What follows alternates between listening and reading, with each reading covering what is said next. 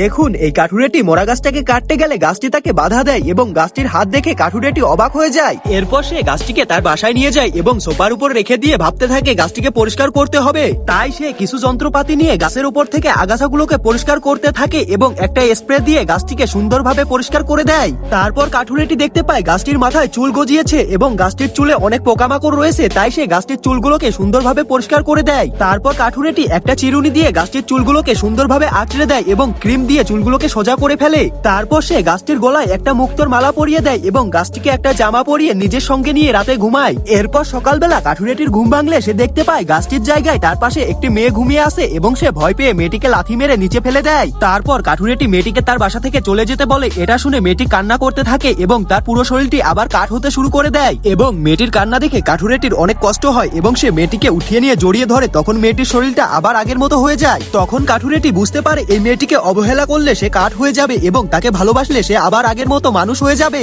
তাই এই কাঠুরেটি মেয়েটিকে তার বাসার মধ্যে নিয়ে যায় এবং মেয়েটিকে একটা ফুল দিয়ে ভালোবাসা দেখায়। তখন মেয়েটি আবার সম্পূর্ণরূপে মানুষ হয়ে যায় এবং কাঠুরের ভাঙা বাড়িটি লাক্সারি বাড়িতে পরিণত হয়। কারণ এই মেয়েটি ছিল একটা জাদু গাছ এবং তাকে যে সত্যিকারের ভালোবাসা দিয়ে মানুষ বানাবে তার জীবনে কোনো দুঃখ কষ্ট থাকবে না। তাই কাঠুরেটি অনেক বড়লোক হয়ে যায়।